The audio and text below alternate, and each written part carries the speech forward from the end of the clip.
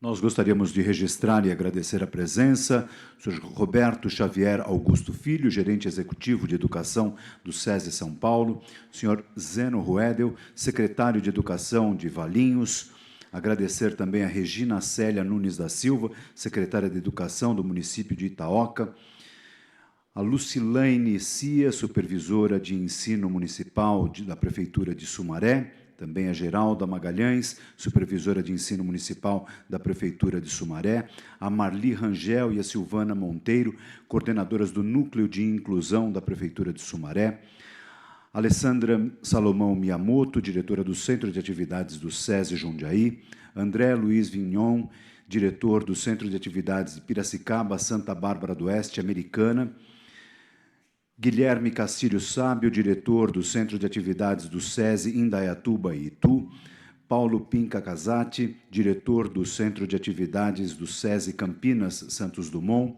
Enicele Rodrigues Moraes Pinto, diretora da Escola Senai Professor Zerbini, de Campinas, Everson Diaro Capobianco, diretor da Escola Senai Roberto Mangi, de Campinas, Laor Fernandes de Oliveira, diretor do Centro de Atividades do SESI de Mogi Guaçu, e ao Luiz Carvalho, que representa o Sidney Petrin, do Senai de Indaiatuba. Sejam todos muito bem-vindos, é um grande prazer recebê-los.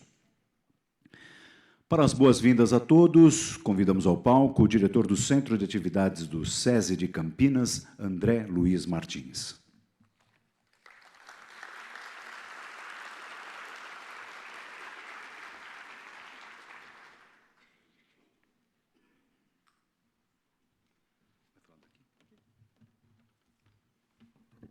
Muito boa noite a todos. Boa noite, Roberto Xavier, gerente executivo de educação do SESI São Paulo, em nome de quem eu cumprimento todos os colaboradores do SESI São Paulo. Boa noite aos secretários municipais presentes, aos representantes dos secretários municipais da região. Muito boa noite aos diretores do SESI, do Centro de Atividades da região presentes. Muito boa noite aos diretores do SENAI presentes, a todos os colaboradores, a todos os professores e educadores aqui presentes, funcionários da casa, muito obrigado pela presença. A gestão do presidente Paulo Scaff é uma gestão que prioriza a educação e é muito gratificante para nós recebermos aqui em Campinas esse segundo congresso. O primeiro congresso foi feito no prédio da Fiesp e esse aqui em Campinas. Então, nós esperamos que nesses 3 dias nós possamos discutir bastante, refletir, trocar experiências e boas práticas, que é para isso que nós estaremos aqui. Que nós nos preparamos bastante para recebê-los com muito carinho, que vocês tenham 3 dias de muito trabalho, muita integração e troca de conhecimentos. Muito obrigado, boa noite a todos. Bem-vindos.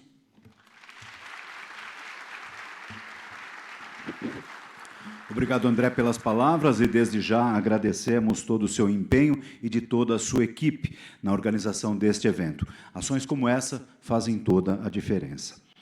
Passaremos a seguir um breve vídeo sobre educação da Unesco.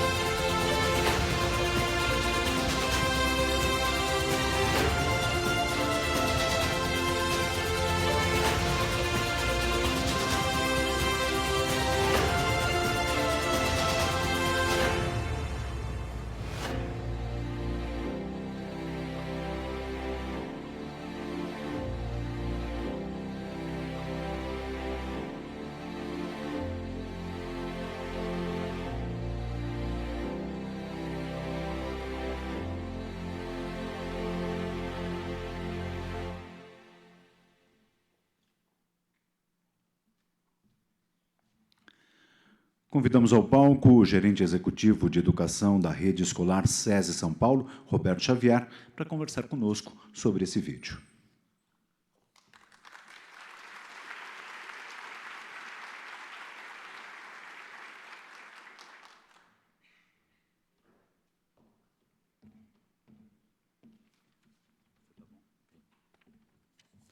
Boa noite a todos e a todas. Quanta revolução, né? Parece muito futurístico, mas o Ivanei, que é nosso supervisor de tecnologia ali, já está vendo isso para a semana que vem, né, Ivanei?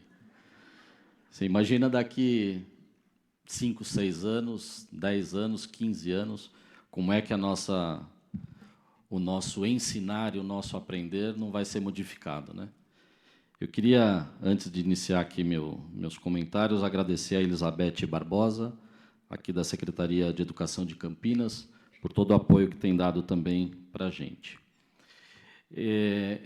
Um registro importante e necessário também, estava programado para a abertura deste congresso a presença do nosso presidente Paulo Scaff, mas ele está em uma missão empresarial na China, defendendo os interesses da indústria, e, por essa razão, não pôde estar presente e me fez aqui representá-lo.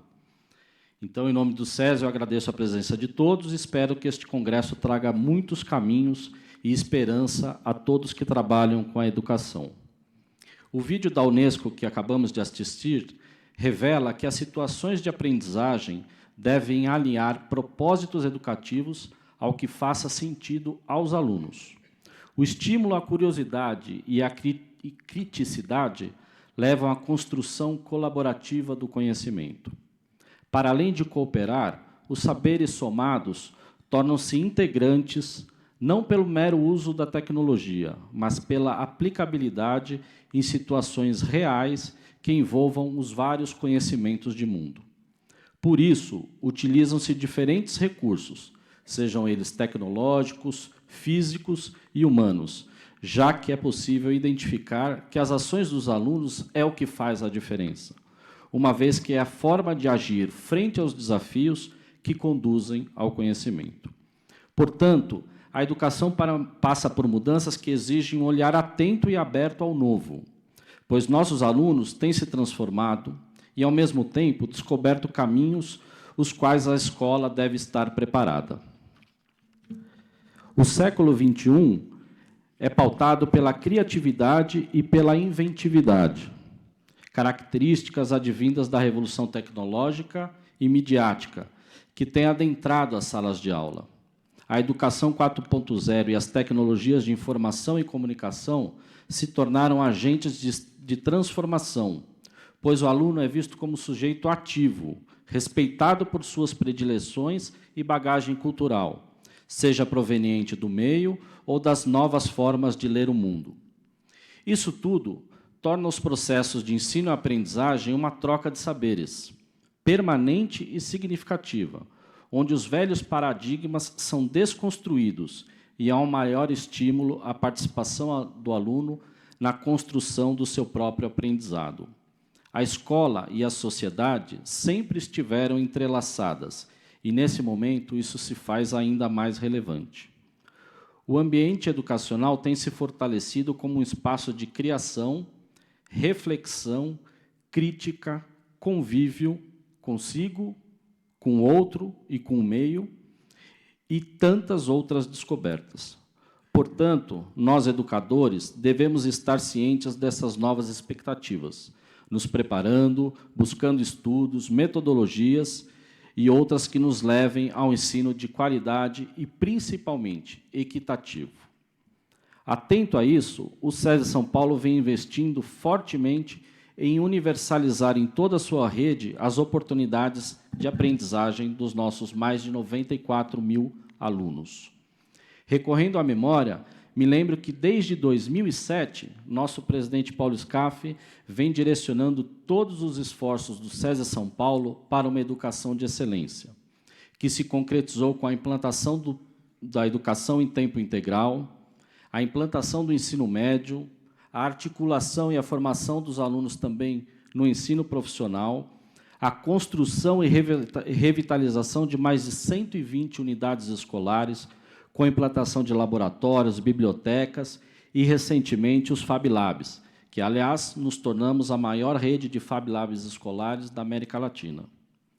O CETEC deste ano apresenta temáticas e discussões que levarão à reflexão sobre estas transformações, evidenciando os papéis do professor e do aluno nos processos de ensino e aprendizagem, já que a educação é, parafraseando Rubens Alves, um eterno desaprender para aprender de novo. Nesta perspectiva, neste ano nasce a Fábrica de Letrinhas, com a finalidade de motivar a produção literária, artística e cultural dos nossos alunos, mobilizando também conhecimentos tecnológicos e colaborativos. Ela é mais um recurso para o cumprimento do nosso papel de encantar e envolver as crianças no universo do conhecimento, da leitura e da escrita, de forma a estimular e desenvolver habilidades e competências fundamentais para o cidadão do século XXI. Gostaria também de destacar o lançamento do livro Descomplicando o Arduino, que é resultado de anos de experiência de mão na massa. O livro proporciona ao leitor a capacidade de transpor barreiras, como fazer sozinho, construir, fabricar ou simplesmente modificar os mais diversos tipos de projetos e objetos que nossa mente possa imaginar. Ao combinar exemplos práticos e riqueza de informações, o livro mostra por que a cultura maker está revolucionando o mundo e otimizando a utilização de recursos e materiais. Já me encaminhando para o encerramento dessa abertura, eu quero registrar e agradecer, na pessoa do André e também na pessoa da Ive, a nossa gerente de educação, o apoio de uma grande equipe que está nos bastidores para que vocês tenham dias de muita troca de experiências. Assim, desejo a todos vocês um ótimo congresso, que aproveitem nossas oficinas e que, junto conosco, continuemos acreditando e lutando por uma boa educação para todos. Boa noite e muito obrigado.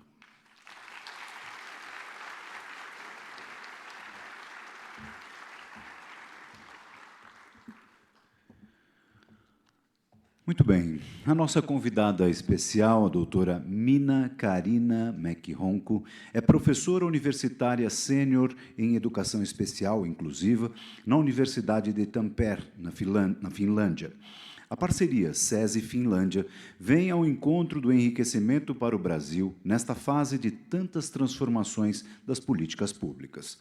A vasta experiência da doutora Mina em treinamentos permite a ela transitar por palestras centradas na prática de sala de aula, que agrega conhecimento para o professor. Sua expertise em políticas educacionais, desenvolvimentos de estratégias educacionais e educação inclusiva possibilitará, neste espaço de ampliação de conhecimento, uma percepção diferenciada, uma vez que já esteve no Brasil para desenvolver estudos. Quando se tratam de propostas educacionais, nenhum país poderá copiar um modelo educacional de outro, e esta proposta é defendida pela doutora Mina. Senhoras e senhores, com vocês, doutora Mina Karina Mäki-Honko.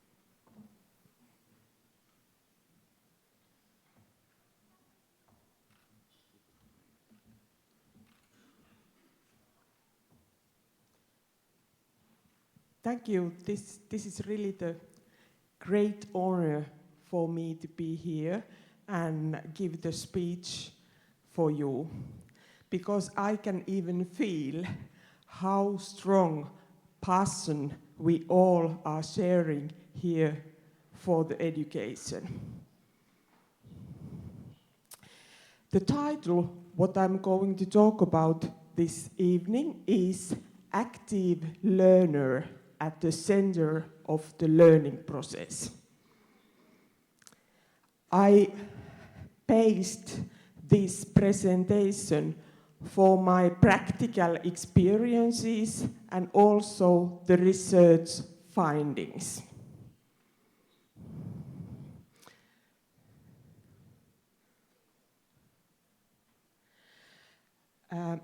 The learner's process in generally is the big issue, and it's tied very tightly together with several elements.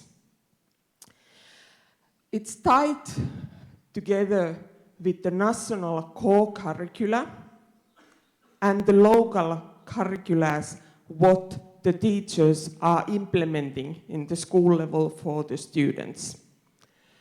It's also tied together with the school culture, which varies a lot between the school, but the teachers, students, and all personnel who are working in the schools are the ones who are forming the school culture. And the learning process is also tied with assessment methods, what are used in the school and in the whole society, and also the learning. The learning of the learners.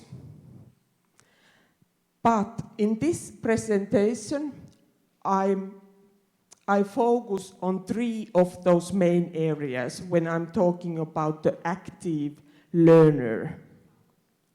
I focused my presentation on the assessment, teaching, and especially for learning.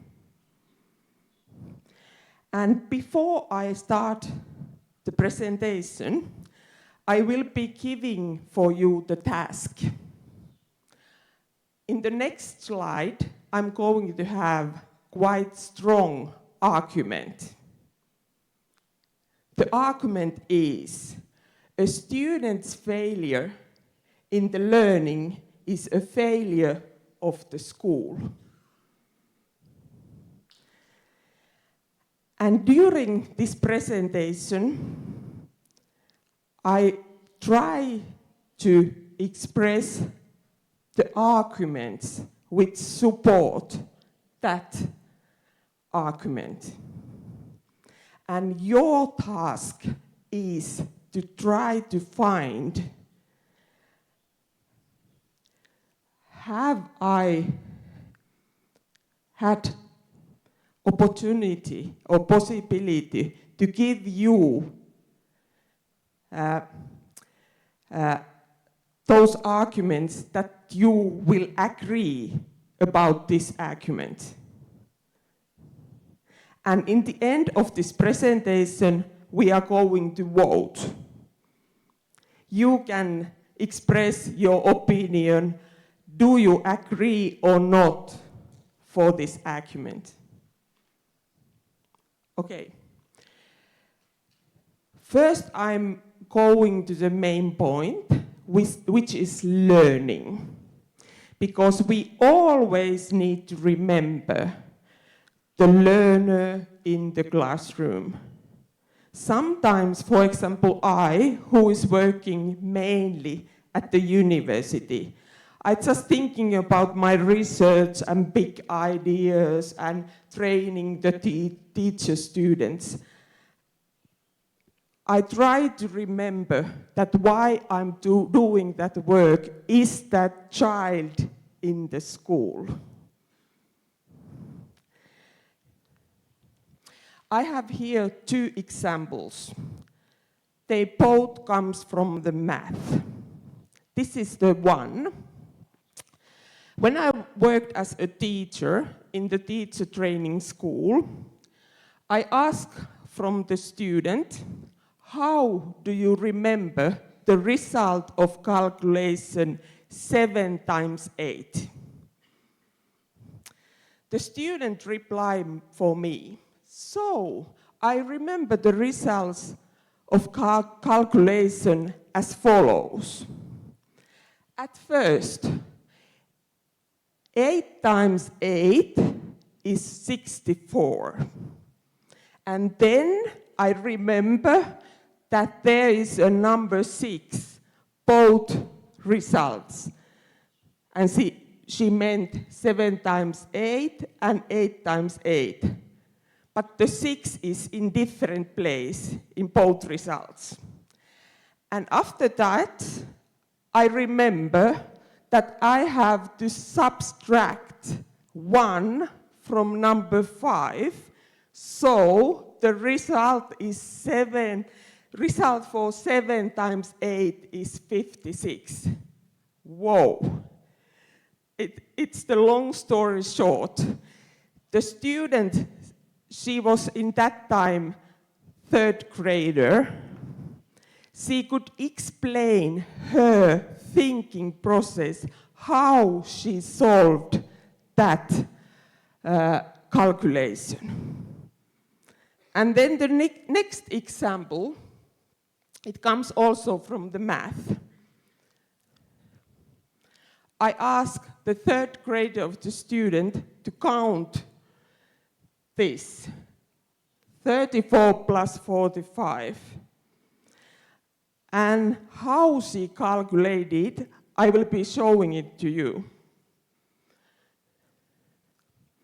The next step was that she calculated, so she picked up that calculation from the number 3 plus sum up number 4 and 5 and got number 9. And the next step was that.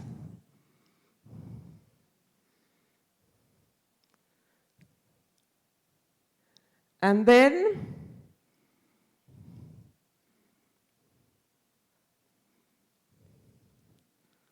those arrows means how she calculated, how she got those numbers.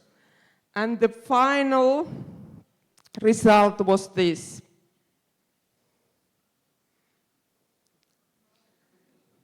It's amazing.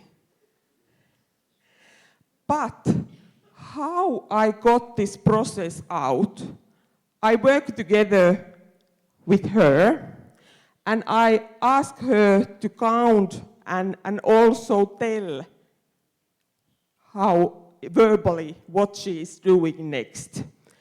And if we are looking from these, the positive things, what she can count numbers between 1 and 10. She can work in that number area properly. She's good in that one. But what she has done, she has created her own mathematical mini theories. And she's following those theories in that one. If we are thinking about these 2 examples, the previous one and this one, this is only 2 students.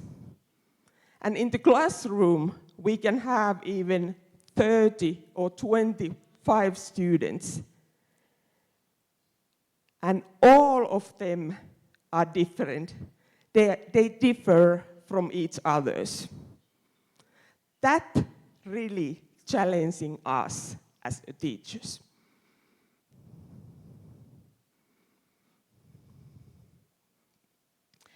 That's why it's important to remember that when we are teaching the students, we are teaching individuals. And we are really teaching the students, not the textbook. It's very, very easy to follow the textbook and tell what the textbook is saying for the students. But that is not teaching. It's copying. We are copying and pass the information for the students. As we know, the teaching is problem solving. Teacher is solving problems all the time when she is teaching, because she's trying to modify the information so that it's suitable for all children to receive, based on the students' abilities. And that is really the challenge. That's why we are talking about the student-centered learning. But when we are talking about the student-centered learning, it usually means that we are giving the responsibility of the learning for the students. But that is only the one side of the reality. The student should take the responsibility of learning by her or himself. But as a teachers, we can't leave her alone. We have the important role in the learning process. We have to support learning by modifying the information that is suitable for him or her. Don't give the full responsibility of the learning for the learner.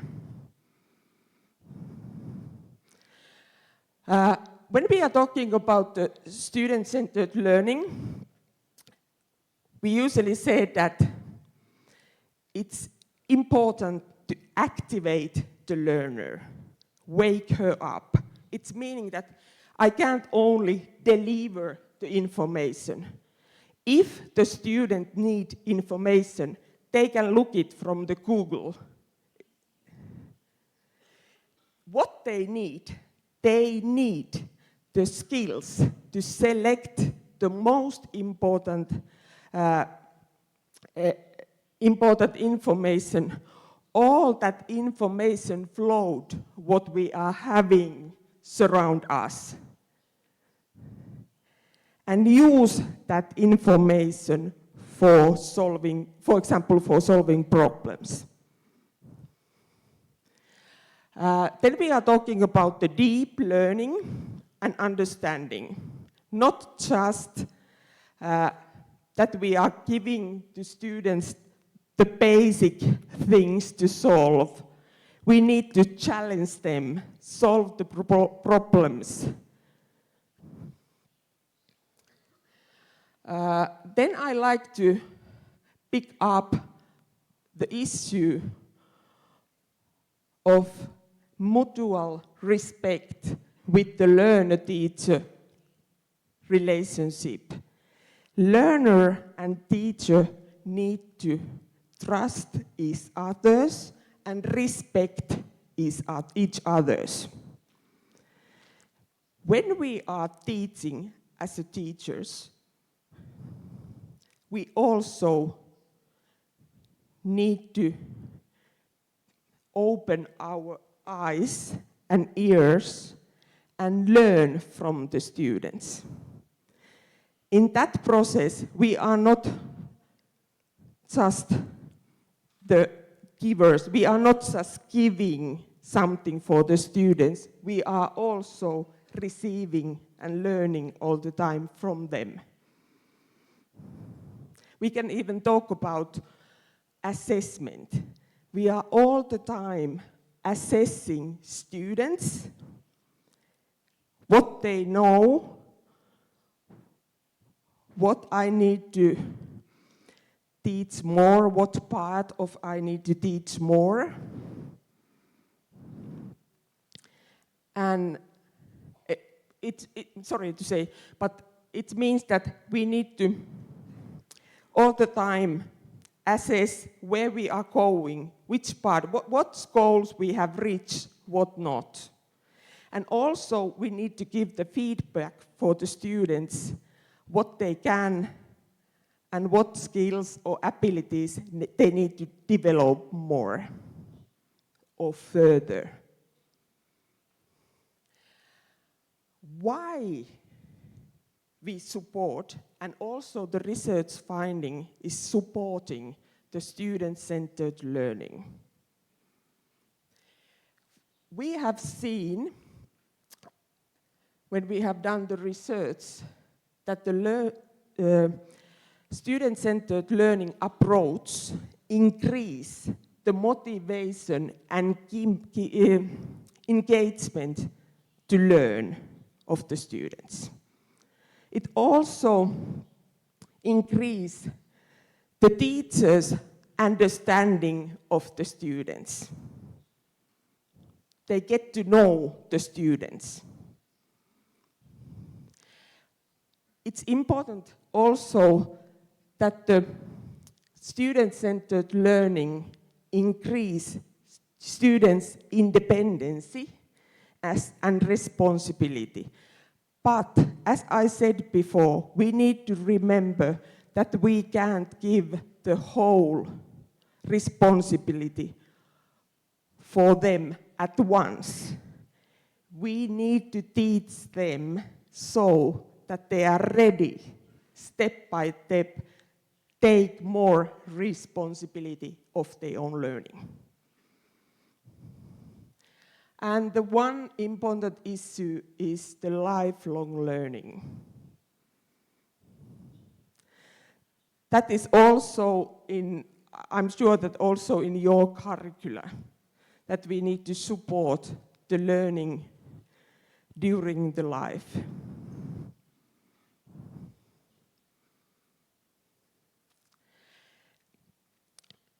The next step, when we are going from learning towards teaching, is assessment.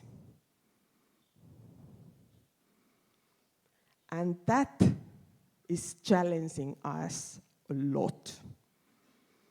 Nowadays, it's very popular to talk about the formative assessment. Assessment which is ongoing, and it's also the learning process. It's challenging us. Assessment is learning. What it means? As a teachers, it's important to remember that when we are teaching, we can assess only those things or issues or phenomena what we have thought. And the student need to know what we are assessing.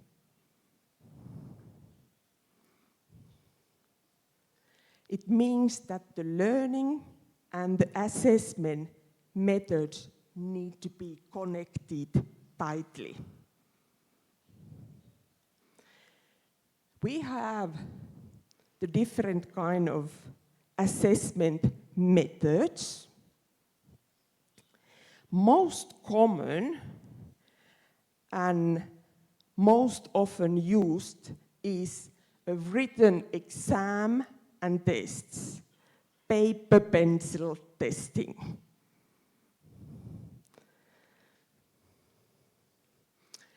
Also, it's most cases based on the paper pencil work when we are testing by using the portfolios or narratives.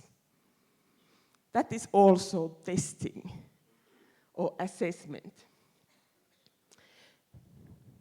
Those two which are in the middle are two different kind of approaches for assessment. They are authentic assessment in the authentic situation. In the history, and nowadays is mostly used in the vocational training. But nowadays, we have also started to use it in basic school and in the high school. In those kind of situations, for example, when the students are working in the laboratories, that is the easy way to assess them at the same time when they are doing the experiments. And then, on the right-hand side, there is a self-assessment. It's important, but it's not easy. You need to teach children or students to assess themselves. And in that process, the teacher is having very, very important role. And how to support self-assessment is to give to students realistic and specific feedback. What else we are having here? We are having here the numerical grading, which is quite common, and it has a long history. Written assessment, but also we have here the oral assessment, which is important. And I like to point out that those students who are having, for example, the reading and writing problems, and if you are assessing their knowledge, for example, in history, by using only the written test, what is the result? What you are testing or assessing from that child? You are not, as if she or he is having the reading or writing problems, you are assessing his or her writing skills, not the skills or the knowledge of the history. Because she or he can't express and write down all what she or he is knowing, because she or he is having lack of skills. Be careful. And then on the right-hand side, there are some other assessment methods, assessment discussions, which are important. They can be between the teacher and student, but also they can be in the group where you invite also the parents or guardians of the student. There is also peer assessment when the students are assessing each others, giving the feedback for the schoolmates.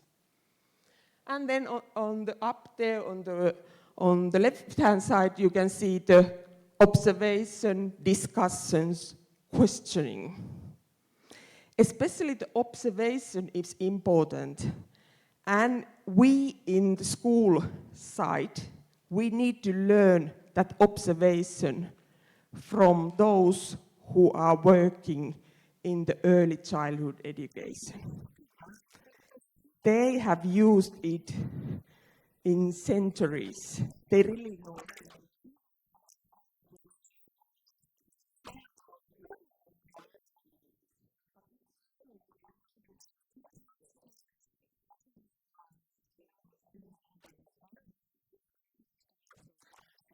And the next slide is, it has been said many times that in Finland, we are not having the national tests. That's true, partly. I will be telling you the secret. We are having only one national test. It's after the high school, after the grade 12, and it's matriculation examination. And that is the only one national test what we are having in Finland, and it's compulsory for those who are trying to pass the high school. And there are some issues what we are not doing in Finland. in the field of assessment and evaluation. We are not having school inspection anymore, but we have had it. The last school inspector worked 1990, and then we realized that we are not need the school inspection anymore. The teachers took that post, and then we are not having the school rankings. We are not comparing the schools between each others.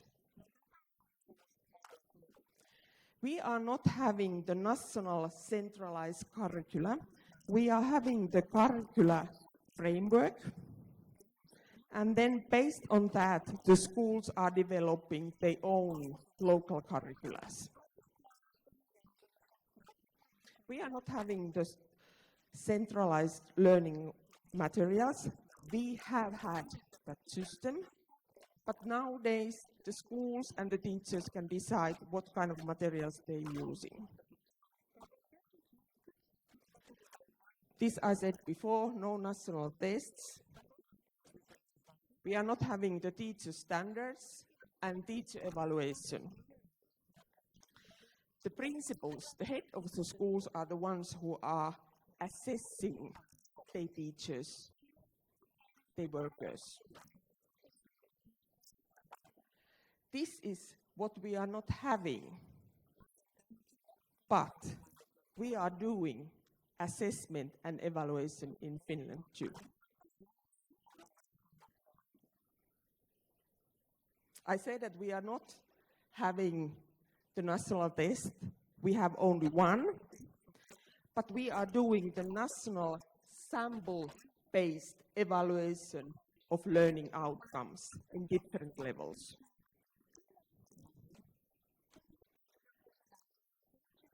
Yes, we are developing the assessment methods and we are assessing students. Of course. Yes, we are having the local curricula which based on the national curricular framework. And the local curricula are developed by the teachers. Yes, for the good pedagogical materials, including exams. We are assessing students by exams. Done by the teachers, they are not the national ones. The teachers are assessing based on what they have thought, based on their pedagogical approach, what they are using. Yes, we are having the criterions for the math, for the languages, and so on. And you can find them from the national curricular framework. We have, for example, the criterions for the grade 8 in math.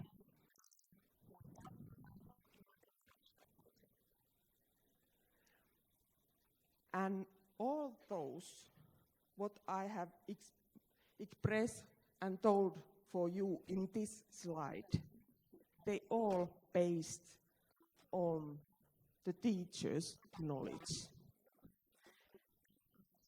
We have highly educated teachers. We have highly ranked pre-service education and in-service education. And for the teachers, it's compulsory to attend in-service training during their career. The minimum is 3 working days per year.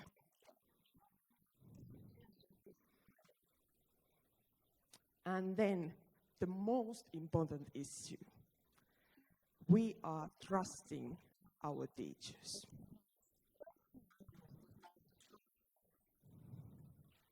and also the students and the parents trust to their teachers.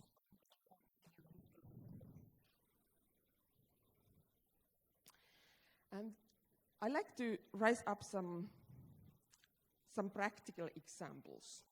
As I told you, it's very important to give the positive and in general the feedback for the students.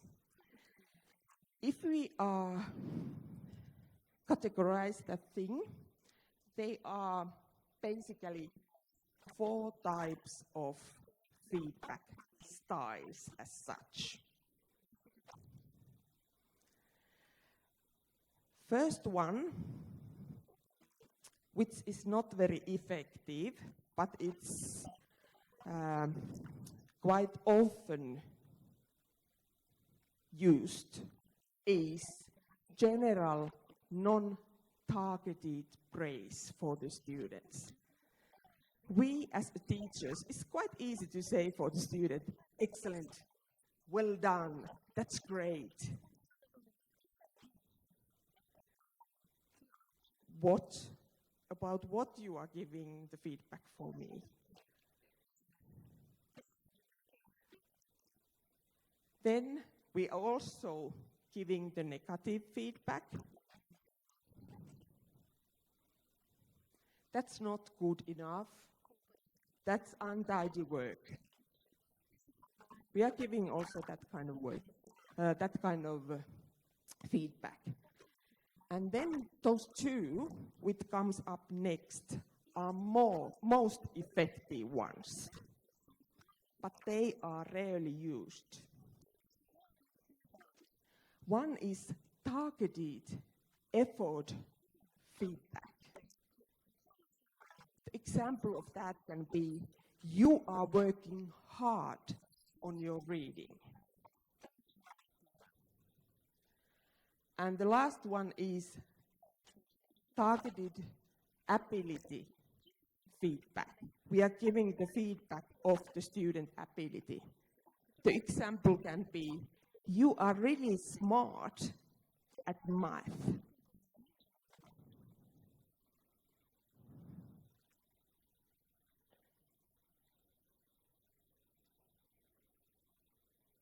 As I said before, based on the research finding, this is international research finding, and we have repeated the same kind of research in Finland. The most commonly used feedback type is non-targeted praise. When we are saying,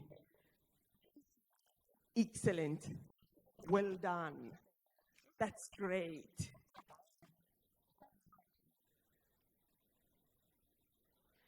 And that non-targeted praise, it's not very effective because it's too general. It's not give the exact information, the feedback for the student. What I have done well, what was great work, what was excellent exactly. And then the conclusion is that the teachers should use more effort and ability feedback, more specific feedback.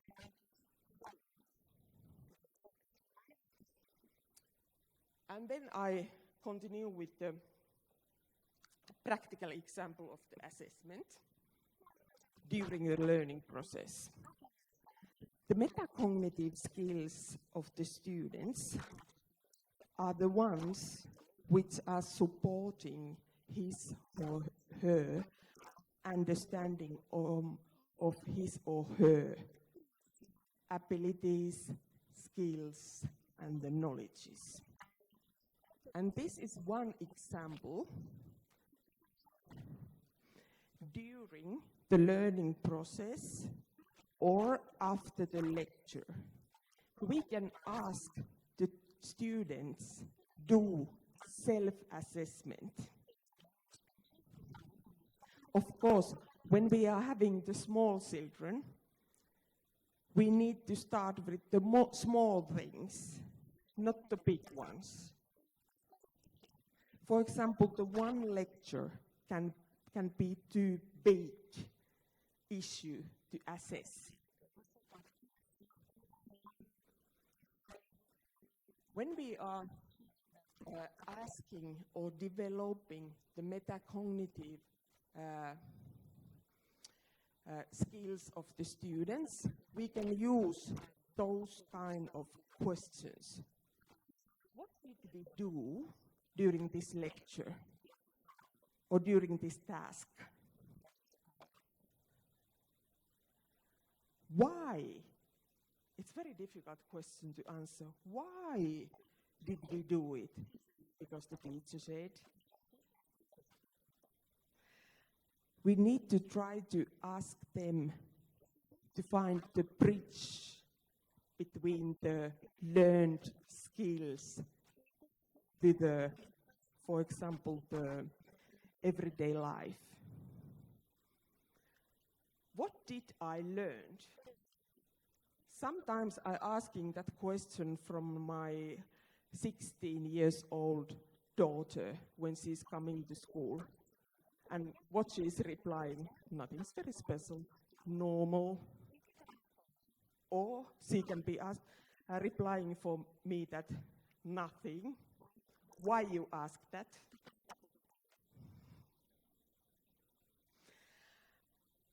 And then it's very, very difficult to answer for the question 4. How can I use or apply it, what I have learned? Because if you are asking from the teenagers what they have learned in the school and is the school important, they usually say that it's useless. And the mother said that and parents said that I need to go to school, but I don't need it because I know everything. It's an international phenomena. You have to say so. If you say for your classmates that you are very interested about learning and motivated to go to school in the morning at 7 o'clock, they think that you are weird or you have some problems, the big ones. It's the cultural thing. But really, if you have the possibility to individually discuss with the students, they can even say that they love learning. And then the 5th one, where I can use it, what I have learned. No, I don't need English at all because I want to stay in Finland whole my life.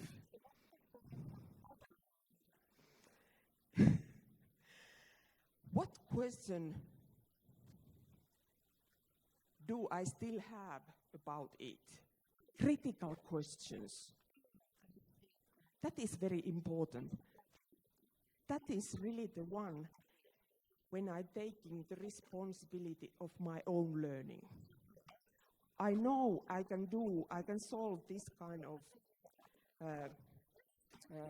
problems, but in this part of it, I don't know how to do it. I need help from your teacher.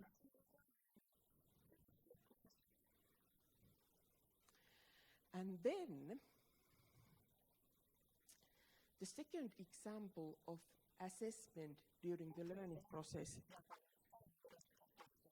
is the one where you can start with your students if they are not used to do the self-assessment.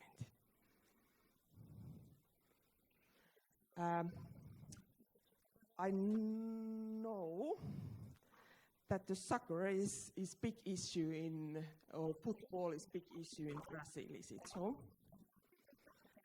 And in that game, you are using 2 types of cards, red and yellow. But during the lecture, we are using green and red cards. Or even we can have the one card, the one side is red and the other side is green. And it's one way to assess, do the formative assessment during the learning session, and it not disturb the learning. When the students can use that card, when they show you the green side of the card, it means that I understand what you have said. I'm with you. And when the child is showing the other side, the red side of the card, it means that I need help. Can you explain it again? Those are easy way to start assessment, self-assessment. Take the responsibility of my own learning. And it's also the funny game with the students. They motivate them to pay their attention for the teaching and learning. In that first video from the UNESCO, it has been said that the learning have to be fun. This is the one way to implement fun during the lectures. And then we had first the learning, and then next one was assessment, and now we are in teaching, which is our responsibility.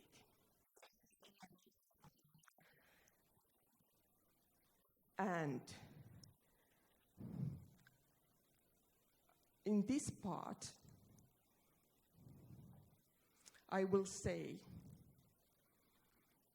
that all teachers are really professionals, but how we are using our skills and knowledges, it varies a lot.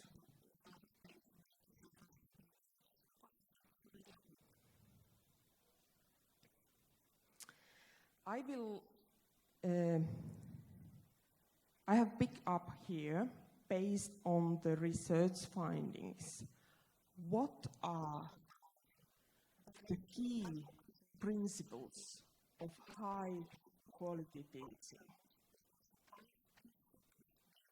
I have 5 of them.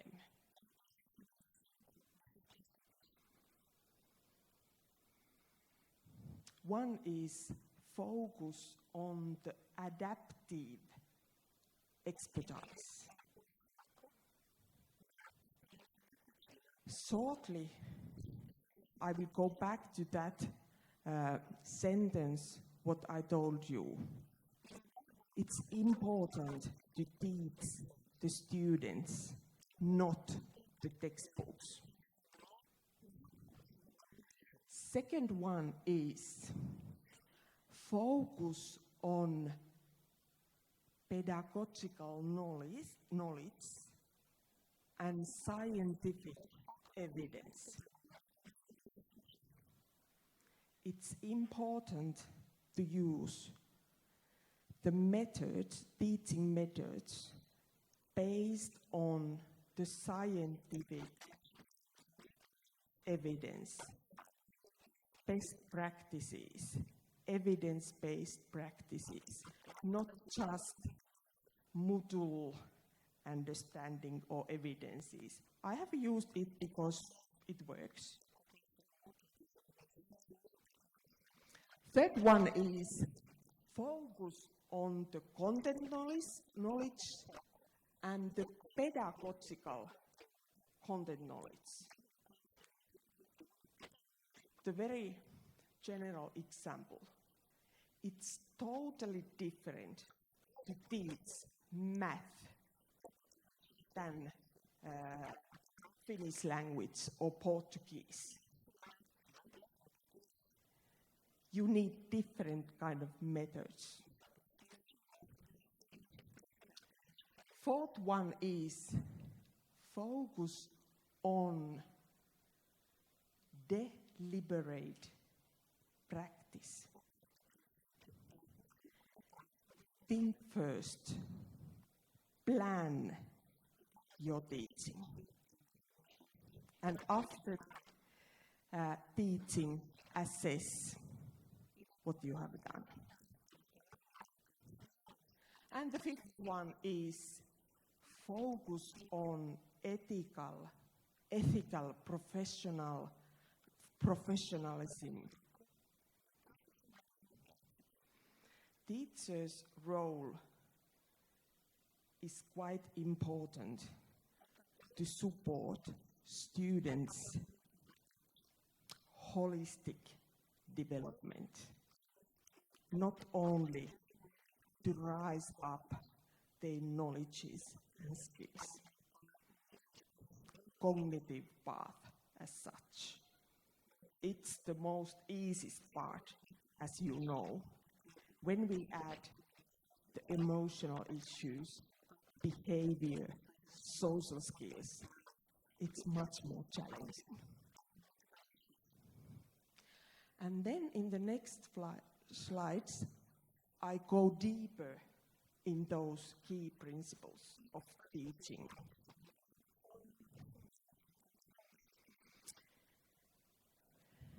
Really, as a teachers,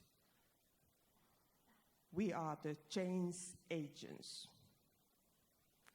We are educating our future decision makers.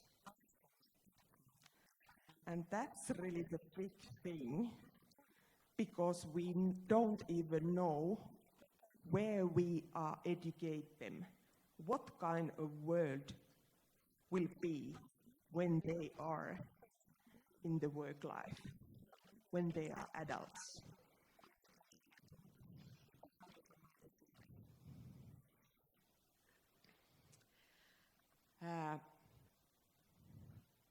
It's important for the teacher to be adaptive, have adaptive and flexible skills. It's most easier to do the things how I can done them before.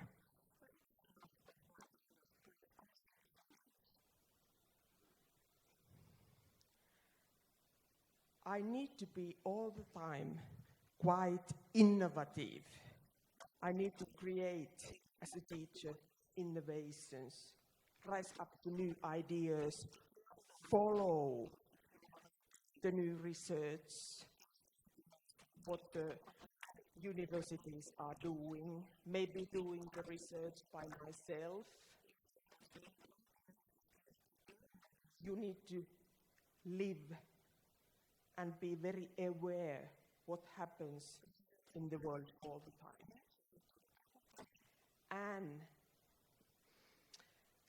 And adapt those knowledge, skills, issues, phenomena, what happened in the world in the part of your teaching.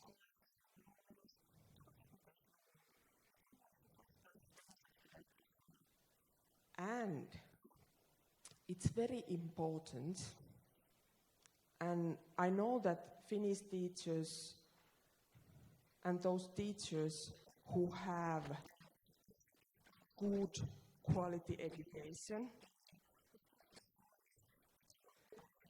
and at least they are having education for the teaching.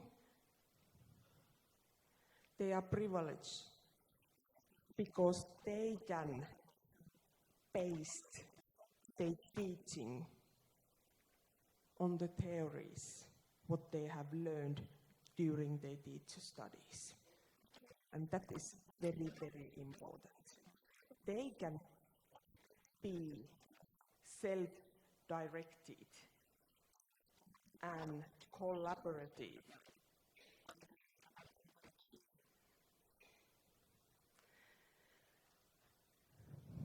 And the last one, it's very important to remember that we are the part of the learning community, part of the community which are surround the school, and we are the part of the school.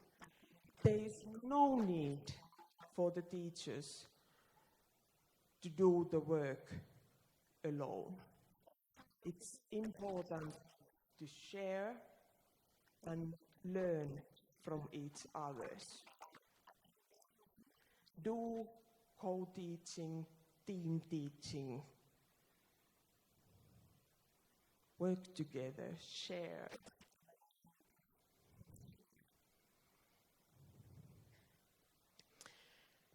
The next one is focus on the pedagogical knowledge and scientific evidence. We are the teachers. Some of us are very professional and we know a lot of one or two subjects. Like, for example, you can be the math teacher who knows a huge amount of the math as a subject. But that is not the only side of the teaching and learning. You also need to know how and what methods you can use when you are teaching that subject. It's not enough that you yourself is professional in that subject. You also need to know how to teach it for the others, for the students, that they can learn it.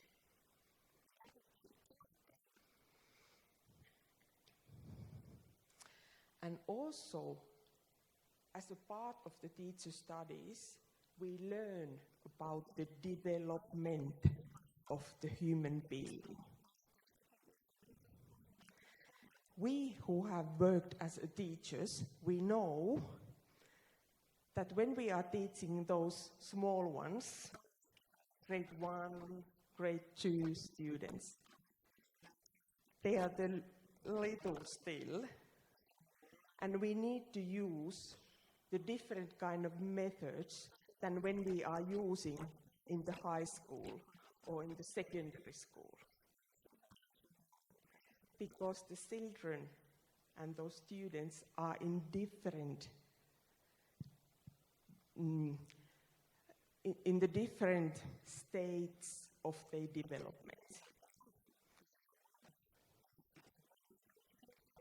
For example, the teenagers, they are in very, very challenging part in their psychological development, and it's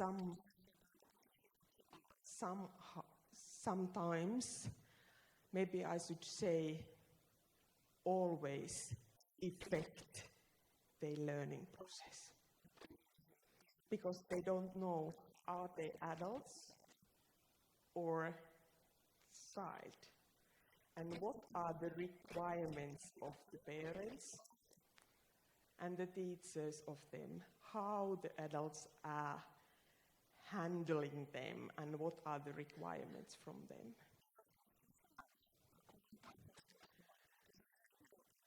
And the last one, I already mentioned for you that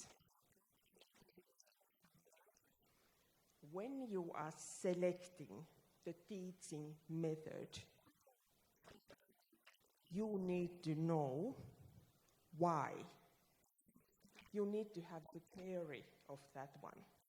When I'm teaching my teacher students and they go to the teaching practice, I'm usually challenging them for them asking, when I'm looking them their lesson plans,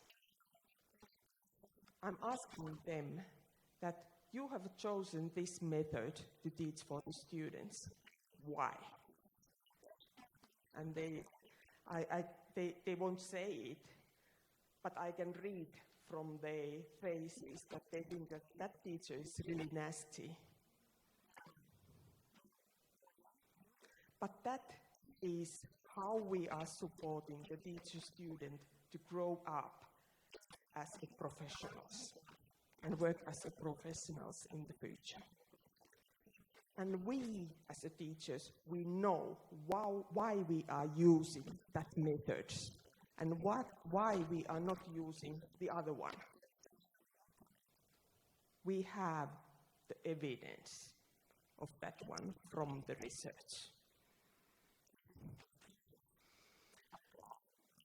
And then something, what is the difference between the content knowledge and the pedagogical content knowledge?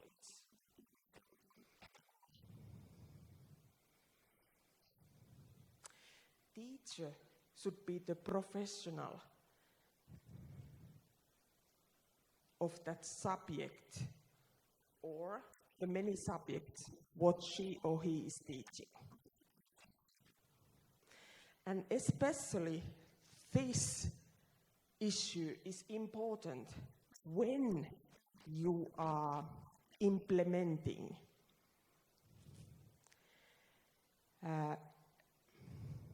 I don't know, I can't remember what word you are using, but I have used to use the word phenomena-based learning.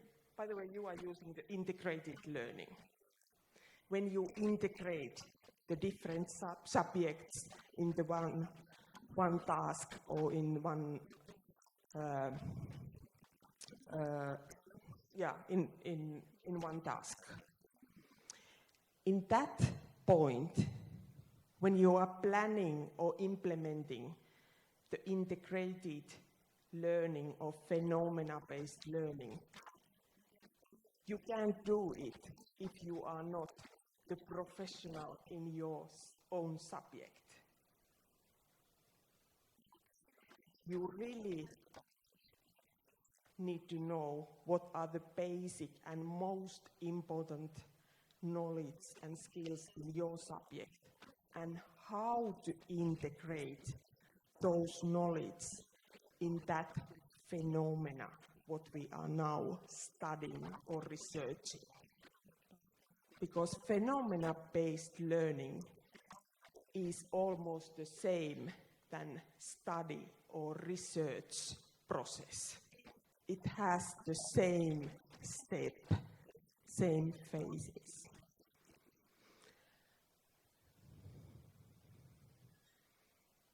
And then, what is the pedagogical content knowledge?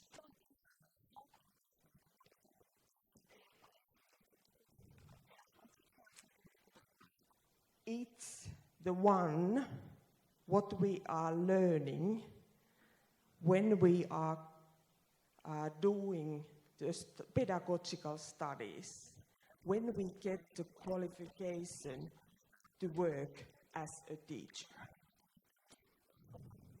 And usually the faculties of education, the faculty of education is the one who is,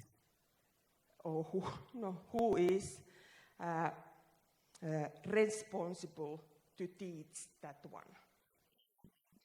As I mentioned before, how to teach Portuguese for the students. You know the content, the Portuguese language. you maybe have studied it 5 years, but how to teach Portuguese is the pedagogical content knowledge. And then the fourth one is the deliberate practice.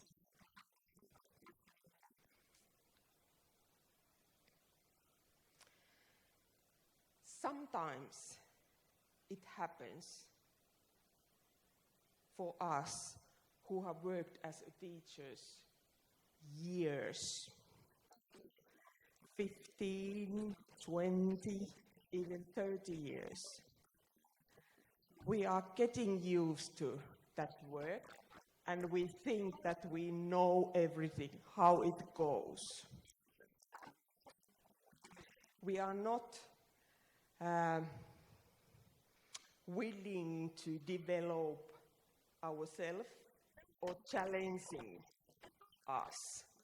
We are just doing the things how we have done past 20 years. It's important to keep that ability that you criticize yourself.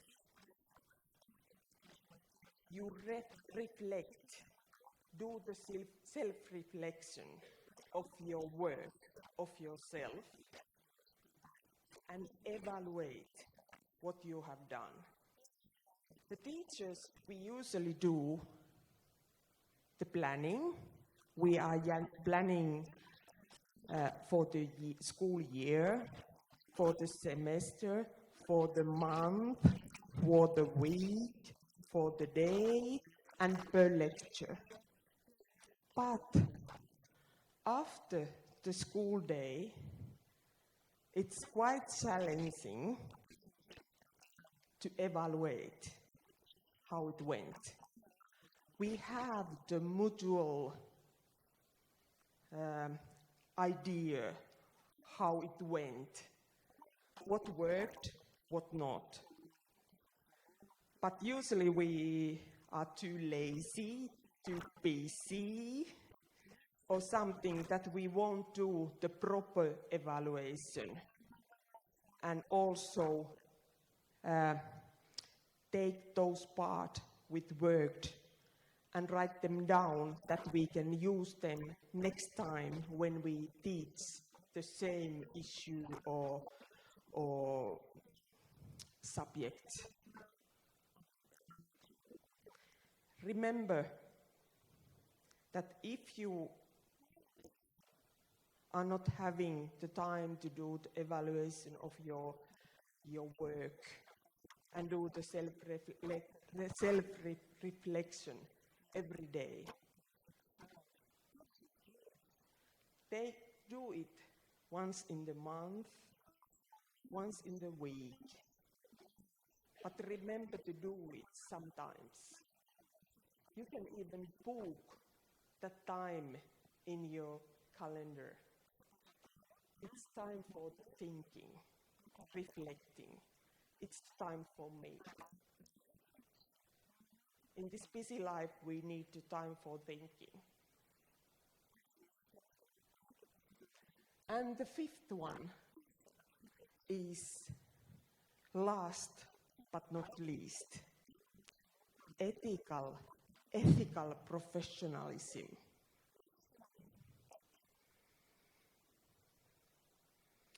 When we get to know our students, they are very, very important for us. And I think that you know it, but also you are very, very important for them.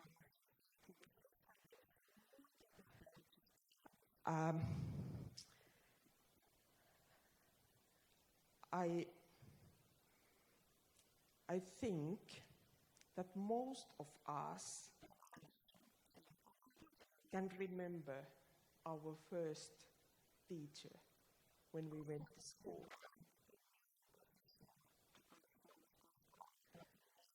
How she or he has affected our development and our career.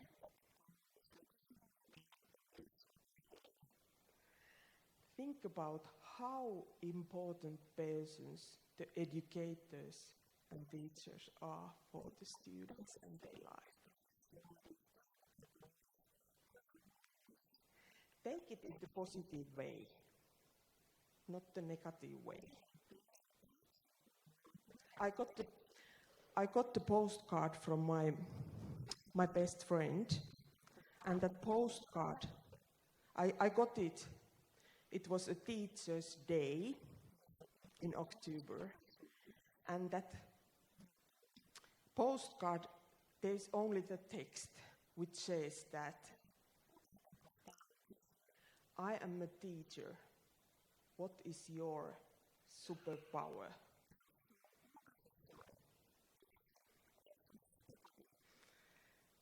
We need to remember every day that we are very important work. And think about your career backwards. How many children or students' life you have somehow given the effect of their development for their life? Thousands, hundreds.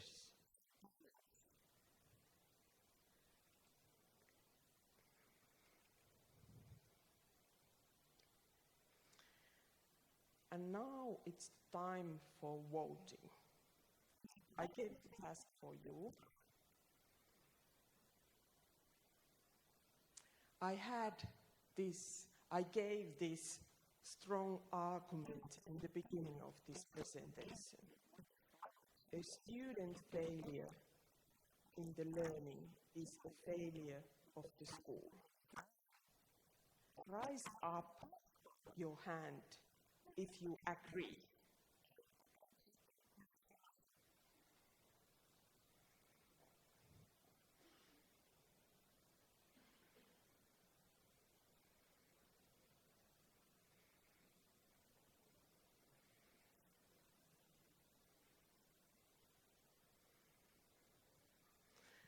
I think that most of us agree, and some are between, in the middle. And the small part, it's just keeping her hand down.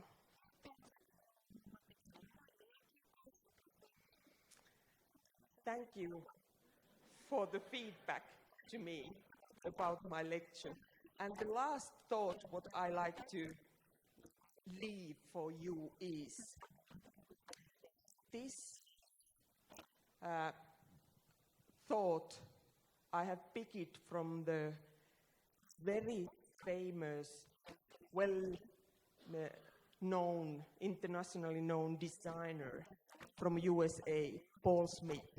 He has said, do what is right, not what is easy.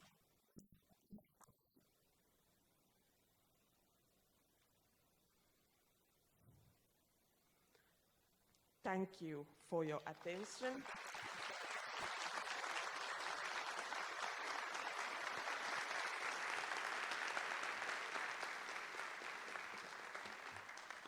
Thank you for your presentation. We will open for questions. Nós abriremos a seguir para perguntas de todos os senhores e senhoras. As perguntas podem ser feitas em português, nós temos tradução simultânea. Pedimos apenas para que você espere até a chegada do microfone, identifique-se dizendo o seu nome e a entidade, escola, qual representa. Temos duas recepcionistas na plateia. Por favor, levante a mão quem tiver intenção de fazer perguntas.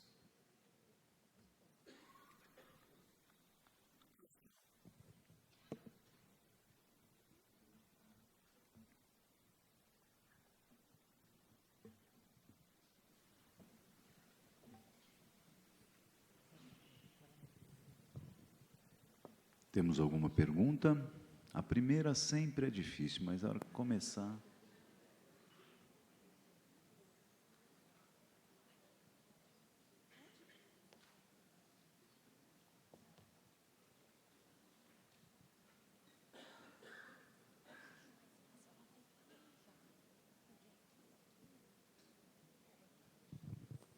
Olá, boa noite. Obrigada.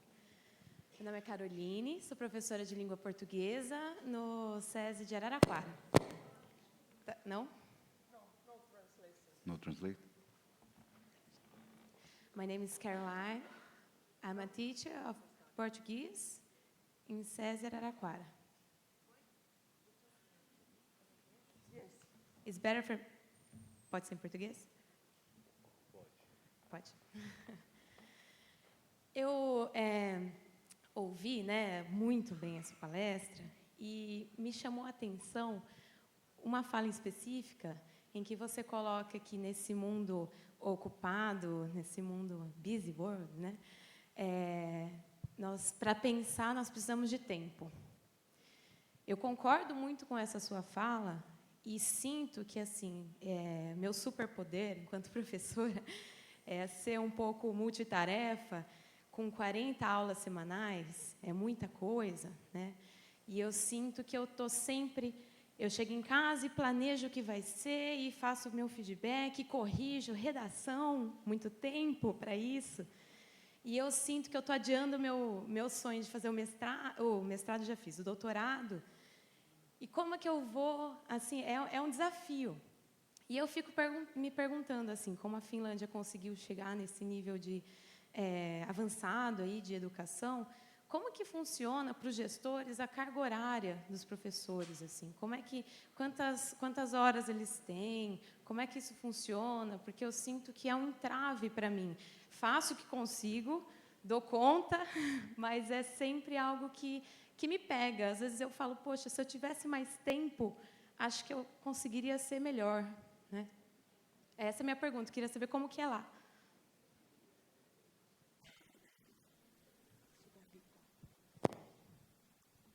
Okay, thank you for the very, very important question. If the teachers are too tired, they can't be motivated, and it affects students. Also in Finland, we are busy. But how many hours teachers are teaching in Finland, it varies a lot. It depends on the level of where they are working in the school system. For example, in the lower grades, grade 1 and 2 teachers, they are teaching something like 20 hours per day, 24 hours. In upper grades, when we are having the subject teacher system, the teachers are teaching in average 17 hours per week. And I can tell you that I have some doctoral students who are working same time in the school as a teacher and doing the doctoral studies. And it's really challenging. When you have a leisure time, when you have a weekends or semesters, they need that rest. What they are doing, they are so motivated to do that work that when they have the time for themselves, it means usually during the nights, that is the time when they are doing the research. And that is not fair. And in Finland, we usually, for example, in my university, we encouraging teachers to apply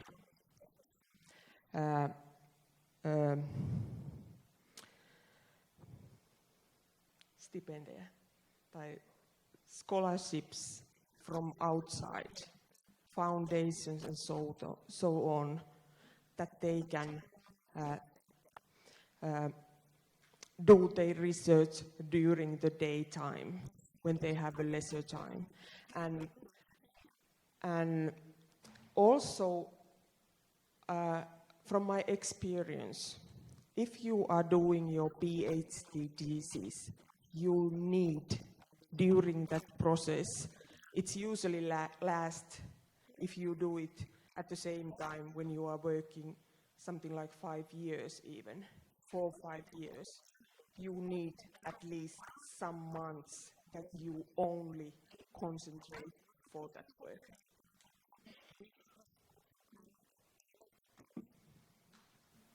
Próxima pergunta. Boa noite, doutora Mina.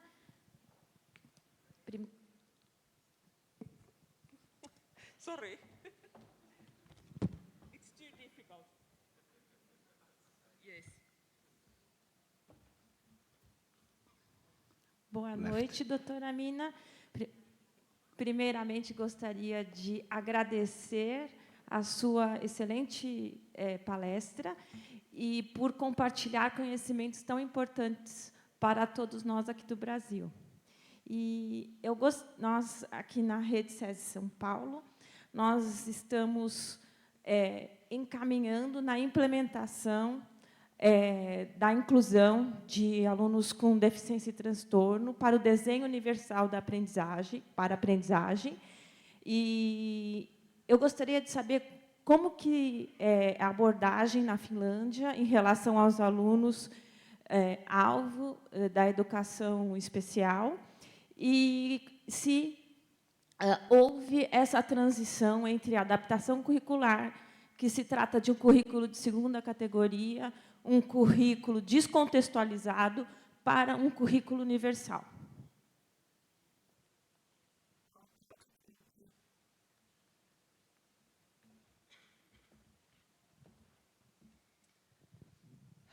Thank you. Yes. In Finnish education strategy, it's based on the inclusion fully. It means that all what we are doing in Finland in the field of education is inclusive. But when we are talking about inclusive or inclusive education, it varies a lot between the different countries, different cultures, between the schools, and so on. Because the definition and the practices of inclusive education, it's fully affected by the content where we are implementing inclusive education. I will tell you the one example about the inclusive education in Finland. I have thought past 10 years for the international exchange students, master degree students, the course called Introduction to Inclusive Education in Finland. And during that course, the students go to the school and do the observation. They observe what the inclusion is in that classroom in Finnish context. And quite often, when those students are coming back to the school and representing their learning and observation diaries, they say that it's amazing, but I saw that there were inside the school, ordinary school, the classrooms where they were only those students who are having, for example, disabilities, and learning disabilities. How you can call that it's inclusive? Yes, in Finland we are having the inclusive, the special as such classrooms where we have only those children with the special needs. But those classrooms are integrated in the ordinary schools, and those children who are in those classrooms, they are not permanently there. In some subjects, they can attend and learn together with the ordinary children as such. And also those who are learning in ordinary classrooms, they can come if they need and learn in that special classroom as such. We are based the inclusive education on the individual needs, and they vary a lot. Not all children can learn in the big group, in the big classroom, where they have 25 children. Then, in some subjects, they need the smaller classroom, the special classroom. That is the way how we are implementing inclusive education in Finland.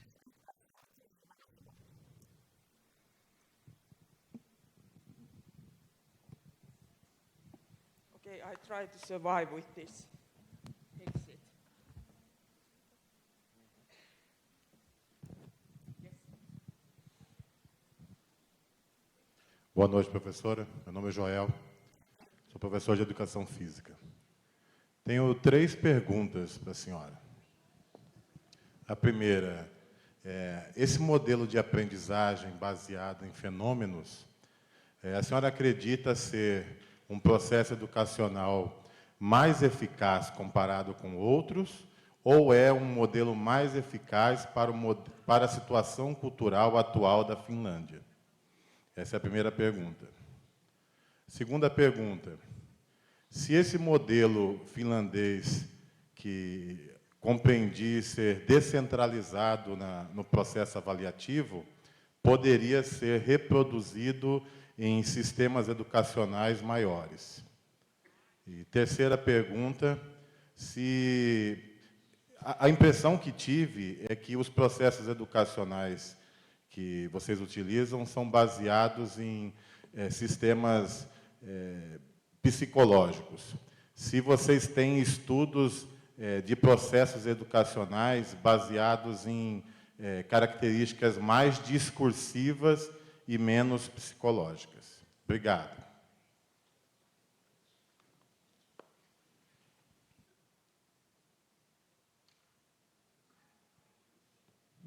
Okay, thank you for the many important questions, and really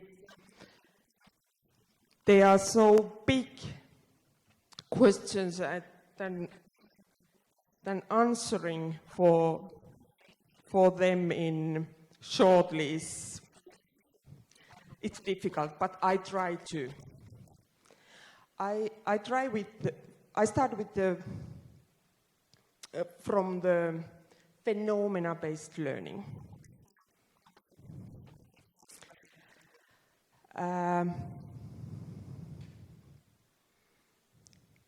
It's the one way, one method to teach. And you can't use it with all children, with all the time. Because you are getting frustrated. And the process, if you are following the process to implement the phenomena-based learning, is quite demanding. And it also requires a lot of resources. For example, in Finnish basic education curricula, there is a statement which says that at least once a year, all students should have the experience of phenomena-based learning, once a year.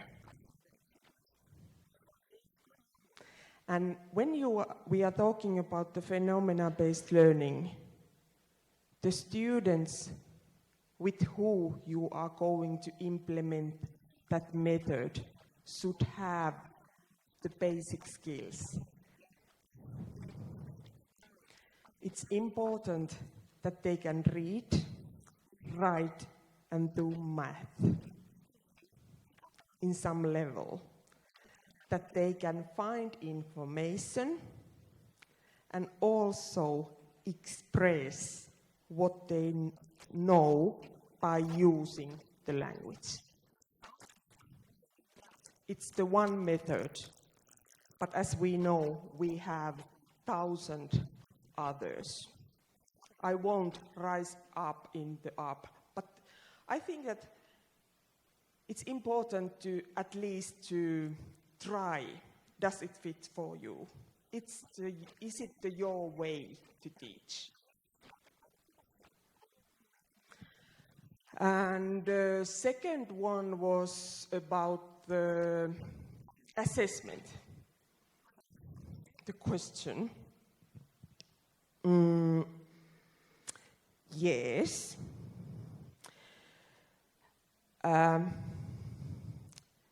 I propose that it's important, same way than using the different kind of teaching methods, also to use the different kind of assessment methods. You can do, because the teachers are professionals, they have a lot of knowledge, ideas, skills, and so on.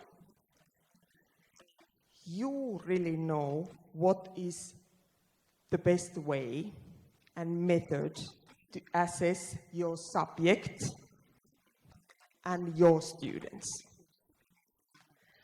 But varying the assessment methods is important. Same way than varying the teaching methods. I have already forgotten the third one. The question. Maybe it's too late for me. But can someone remember what was the third question?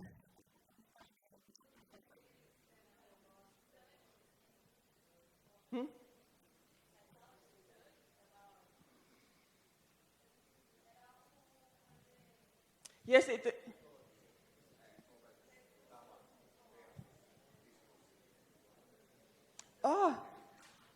okay. There were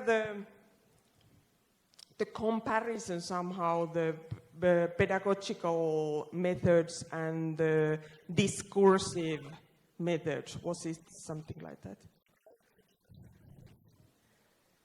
Okay. I don't know, did I understand the question right?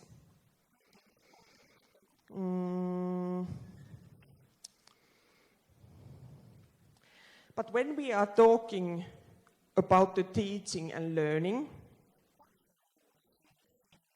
we are human beings, and there are psychological development and theories behind the development and the learning and teaching. I don't know what exactly you mean, the discursive methods,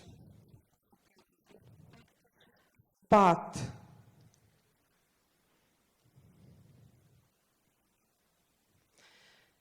generally, I can say that if you have the evidence, the research evidence for the methods what you are using, you are allowed and you can use them.